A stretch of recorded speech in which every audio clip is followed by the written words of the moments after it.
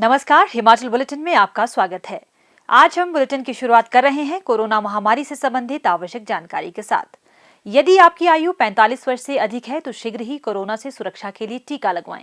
टीकाकरण के उपरांत भी 3 बहुमूल्य नियम अवश्य अपनाएं। हमेशा मास्क पहनें, अपने हाथ साबुन और पानी से नियमित तौर पर अच्छी तरह धोएं, दूसरों से उचित दूरी बनाकर रखें। अब पेश है आज के समाचार। मुख्यमंत्री श्री जयराम ठाकुर ने आज शिमला में अपने सरकारी आवास ओक ओवर में प्रधानमंत्री श्री नरेंद्र मोदी की मन की बात का संबोधन सुना। मन की बात में प्रधानमंत्री श्री नरेंद्र मोदी ने देश को संबोधित करते हुए कहा, मेरे प्यारे देशवासियों, नमस्कार। आज आपसे मन की बात एक ऐसे समय कर रहा हूं जब कोरोना हम सभी के धैर्य, हम सभी के दुख बर्दाश्त करने की सीमा की परीक्षा ले रहा है। बहुत से अपने हमें असमय छोड़कर चले गए हैं। कोरोना की पहली वेव का सफलतापूर्वक मुकाबला करने के बाद देश हौसले से भरा हुआ था, आत्मविश्वास से भरा हुआ था। लेकिन इस तूफान ने देश को झकझोर दिया है। मेरे प्यारे देशवासियों, आज मन की बात की पूरी चर्चा को हमने कोरोना महामारी पर ही रखा, क्योंकि आज हमारी सबसे बड़ी प्राथमिकता है इस बीमारी को हराना। मैं आप सभी से एक बार फिर आग्रह करता हूं कि वैक्सीन हम सबको लगवाना है और पूरी सावधानी भी रखनी है। दवाई भी, कड़ाई भी, इस मंत्र को कभी भी नहीं भूलना है। हम जल्द ही साथ मिलकर इस आपदा से बाहर आएंगे। कोरोना महामारी के मामलों में तेजी से हो रही वृद्धि के दृष्टिगत राज्य सरकार ने प्रदेश के 4 जिलों कांगड़ा, ऊना, सोलन और सिरमौर में 27 अप्रैल मध्य रात्रि से 10 मई 2021 तक रात्रि 10 बजे से सुबह 5 बजे तक कोरोना कर्फ्यू लगाने का निर्णय लिया है। यह निर्णय आज मुख्यमंत्री श्री जयराम ठाकुर की अध्यक्षता में हुई उच्च स्तरीय बैठक में लिया गया। राज्य में आने वाले सभी व्यक्तियों को 72 घंटों के भीतर RT-PCR परीक्षण अनिवार्य करने का भी निर्णय लिया गया। यह भी निर्णय लिया गया कि राज्य में आने वाले किसी व्यक्ति ने यदि RT-PCR परीक्षण नहीं करवाया है तो उसे अपने निवास स्थान पर 14 दिन तक होम क्वारंटीन रहना होगा। उनके पास घर आने के 7 दिन के बाद स्वयं परीक्षण करवाने का विकल्प भी होगा और यदि परीक्षण नेगेटिव पाया जाता है तो उन्हें होम क्वारंटीन में रहने की आवश्यकता नहीं होगी। बैठक में यह भी निर्णय लिया गया कि शहरी और ग्रामीण क्षेत्रों में स्थानीय निकाय अपने अपने क्षेत्र में मानक संचालन प्रक्रिया और दिशा निर्देशों को प्रभावी रूप से लागू करने में योगदान देंगे और उनके पास उल्लंघन करने वालों के खिलाफ कानूनी कार्यवाही करने का अधिकार होगा ताकि कोरोना महामारी को फैलने से रोका जा सके। बैठक में स्थानीय स्तर पर विशेष कार्यदल गठित किए जाने का निर्णय लिया गया ताकि सभी धार्मिक, सामाजिक, राजनैतिक और सांस्कृतिक समारोहों के दौरान मानक संचालन प्रक्रियाओं को प्रभावी ढंग से लागू किया जा सके। इन दलों को सरकार द्वारा समय समय पर जारी दिशा निर्देशों और मानक संचालन प्रक्रियाओं का उल्लंघन करने वाले लोगों के खिलाफ कड़ी कार्रवाई करने का अधिकार होगा। राज्य सरकार समय समय पर स्थितियों की समीक्षा करके उचित निर्णय लेगी। मुख्यमंत्री श्री जयराम ठाकुर की अध्यक्षता में राज्य में बेमौसमी बर्फबारी, ओलावृष्टि और भारी बारिश के कारण फसलों और फलों को हुए भारी नुकसान की समीक्षा के लिए आज एक उच्च स्तरीय बैठक आयोजित की गई।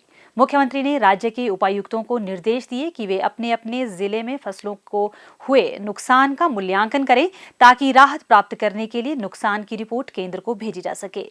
मुख्यमंत्री ने कहा कि राज्य के लगभग सभी जिलों में बेमौसमी बर्फबारी, ओलावृष्टि और बारिश से सेब, गेहूं और मटर की फसल को भारी नुकसान हुआ है, जो चिंता का विषय है।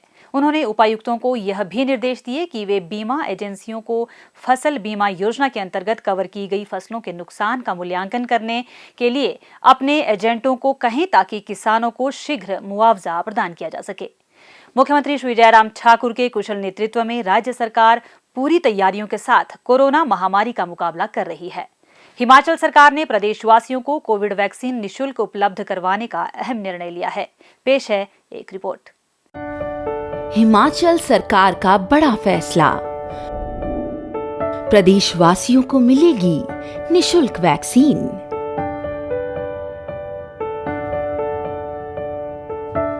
बाधा कितनी भी बड़ी क्यों ना हो, सक्षम नेतृत्व हो तो किसी भी चुनौती से निपटा जा सकता है। शीर्ष नेतृत्व से प्रेरित हो हिमाचल प्रदेश के मुख्यमंत्री जयराम ठाकुर की अगुवाई में हिमाचल पूरी तैयारी के साथ कोविड की चुनौतियों का मुकाबला कर रहा है।